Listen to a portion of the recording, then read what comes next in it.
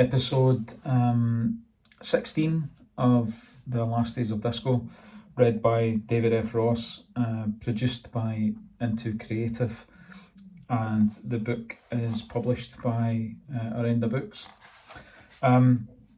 We've reached chapter 10, which is entitled High Noon, because it features a conversation a bit like, if you remember the Michael Mann film Heat, when Robert De Niro and Al Pacino finally met very briefly for, I think it was only one scene in a 3.5 hour movie, but it was the key scene in the movie. If you think of that kind of tension dramatically and the secrets that are about to unfold, that's what's about to happen in this chapter between Harry and Chief Superintendent Don McAllister, who have some history.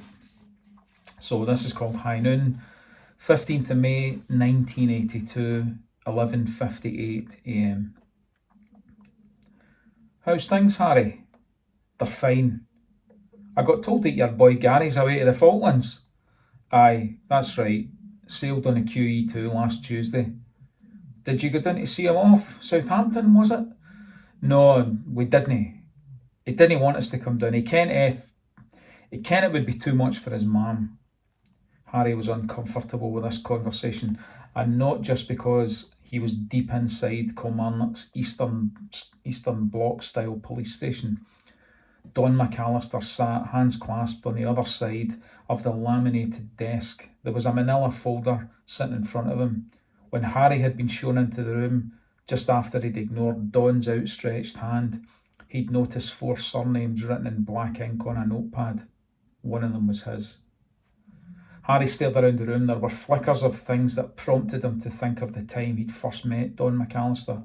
A Kilmarnock Order Masonic Lodge pennant on the wall, a British Rail ticket stub next to the bin on the floor, the photographs of the copper, and his wife on the desk.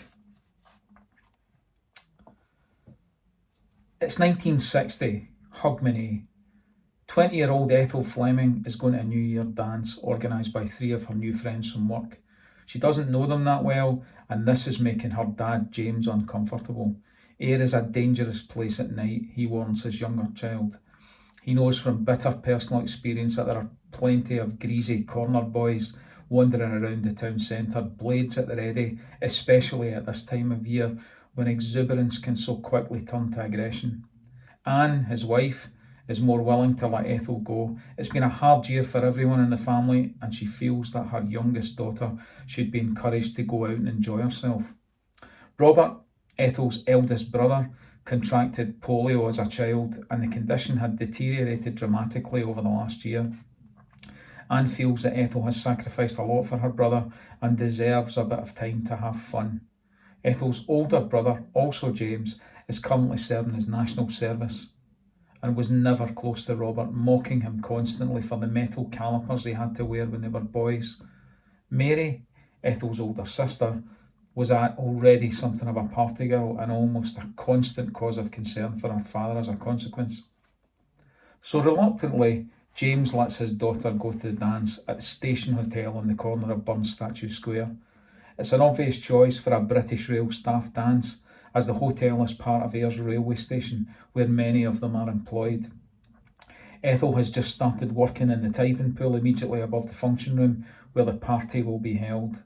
The condition that James accompanies Ethel on the 45-minute bus journey in from Kilmarnock, where they live, doesn't please her, but since it seems to be non-negotiable, she agrees.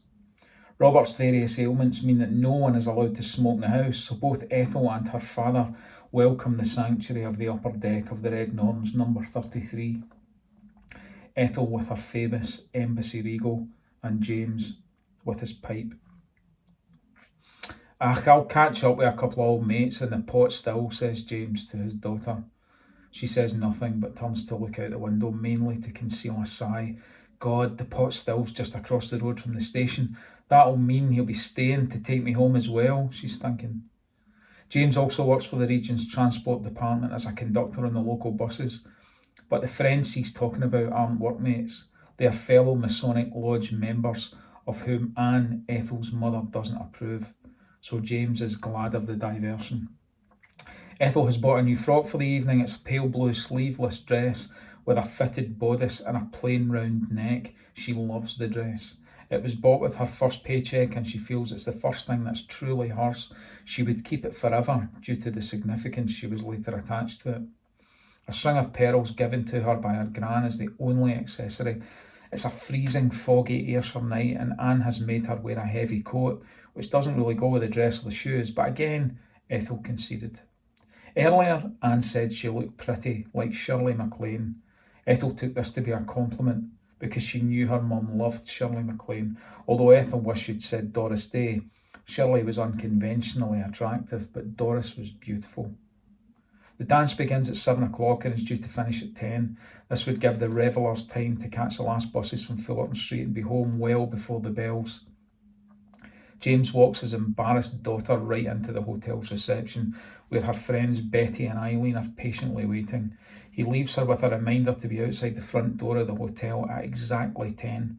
He does have the tact to whisper this to her, knowing her older friends may make fun of her later if they hear him. A third friend, Sadie, is late. She has told Betty earlier in the day that she might be coming with her new man and just to go in. She'd catch up with him later. The three girls enjoy the night, dancing with different lads and sipping from their gin tonics. The conversation is relaxed and easy, and Ethel begins to feel that she will grow close to Betty and Eileen. She's less sure of Sadie and is quietly glad that it appears that she isn't coming. At around 9:30, Sadie finally arrives. The dance hall is busy, but Ethel catches sight of her immediately. Her blue and white spotted dress is the one that Ethel had considered for herself, but she decided that it was a bit outlandish. She also vaguely recognises the man with Sadie, but can't remember from where. Sadie comes over, but it's clear that she isn't going to stay. Her man has headed in the opposite direction, towards the bar, and presumably some people he knows. The night ends with a chorus of Auld Lang Syne and everyone links arms under the dance hall's sparkly glitter ball. Some coloured balloons are still defiantly circling the dance floor, their end of evening impact lessened by the netting that was holding them having fallen during the early part of the night. As she looks round the circle of drunk but jovial British rail workers, Anne notices that the man who was on Sadie's arm is no longer there. Sadie is gazing into the eyes of Don McAllister, a young police sergeant and Sadie's married boss. Before leaving, Ethel goes to the toilet on the upper floor. When she comes out 5 minutes later, an argument involving a few people has broken out on the stairs. A spotted dress is clearly visible at the centre of it all. Ethel manages to squeeze past the commotion, and although it doesn't look too threatening, and mindful of her dad's finger wagging, she makes her way quickly out into the sharp, cold air of the street. Most of the revellers leave while she waits impatiently for her dad. She is annoyed because he stressed how important it was that she didn't hang about on street corners at night in the city, and here she is, kept waiting by him and his cronies in the pub over the cobbles. She's been waiting for around 15 minutes when Sadie's man, the one she came with, not the one she left with, comes out of the hotel's revolving door. He is clearly in pain, holding a left wrist that doesn't look like it's set at the same angle as his right. Ethel asks him if he's all right. He says no, he doesn't think so. He's taken a swing at Don McAllister, missed badly and fallen down the stairs, landing awkwardly on his arm. He thinks his wrist might be broken. Ethel says that he should maybe go to the hospital. It's New Year's Eve, he reminds her. If you've broken your wrist, you'll need to get it looked at tonight, she tells him. The man says he has no money to get to hospital and, slightly ashamed, admits that Sadie had his wallet in her pocketbook. James Fleming is decidedly less than happy to be sharing a black cab to the town's Seafield Hospital in Hogmanay, far less paying for it, with a man that his daughter barely knew. But he's lost a bit of the moral high ground, since it's his fault that Ethel's got into detailed conversation with him in the first place. This was how Ethel Fleming met her future husband, Harry Cassidy, and also how Harry Cassidy first met Don McAllister, a man whom he would see again 2 years later when Don turned up on the arm of Mary, Ethel's eldest sister, for a strained Christmas Day dinner at James and Anne's house. Strained principally because Ethel had just suffered a miscarriage. which she was trying to conceal for fear of it spoiling everyone else's day.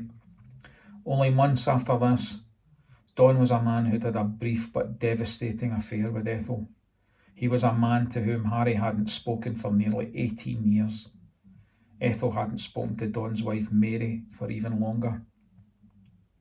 "It's been a while, eh?" said Don, snapping Harry out of his temporary paralysis.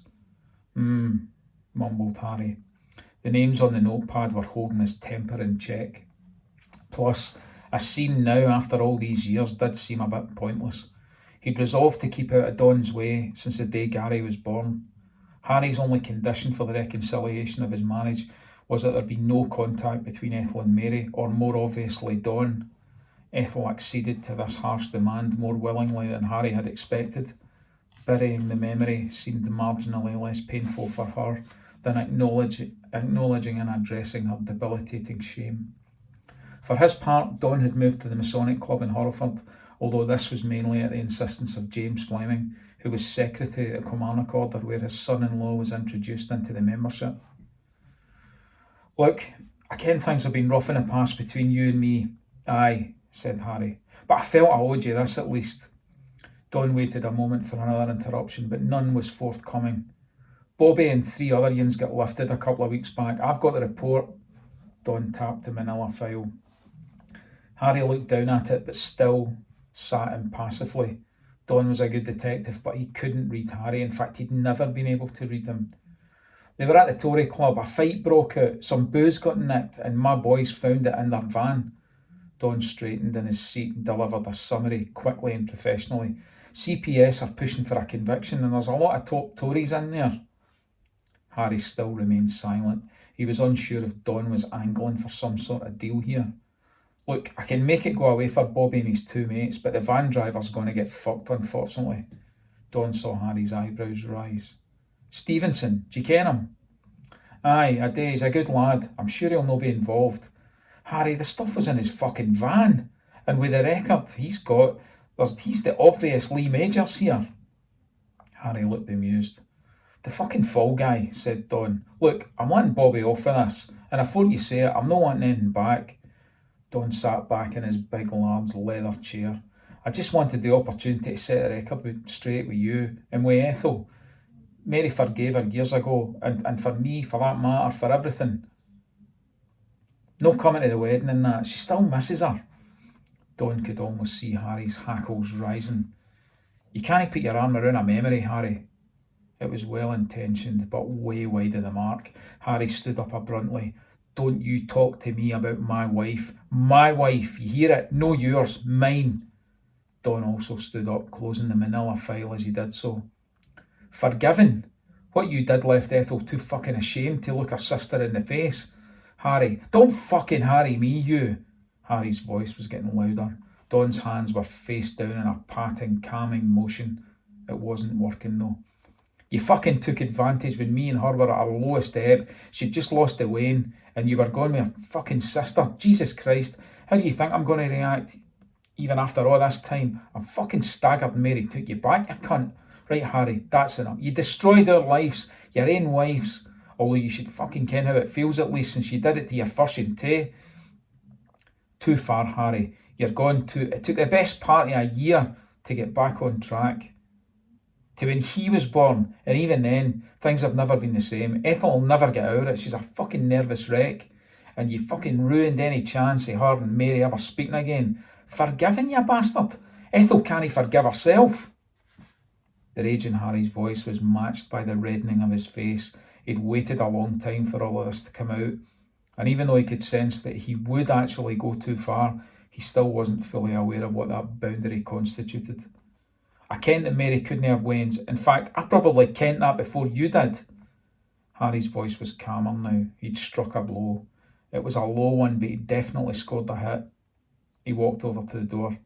"Look, you do what you have to do with Bobby. If he's done something wrong, then he deserves to get punished. If he hasn't, then let him off. But don't bring him into any situation with you and me." Harry paused at the door with his back to Don. His hand was on the door handle. "You ken this? I still can't speak to him, to Gary, even though he's a better man than me. I can't find the words or the way to tell him that..." And for more than anything else, I fucking hate you, McAllister. Harry opened the door and walked through it, closing it gently behind him. Don stared at the door for a few minutes and then stood up slowly and walked over to the window. He watched Harry cross the road and walk up John Finney Street. Don watched him walk the whole length. Harry never looked back. Don loosened his tie, poured himself a large scotch and sat down at his desk. He lifted the phone receiver and dialed 5 numbers. Mary Hen, it's me.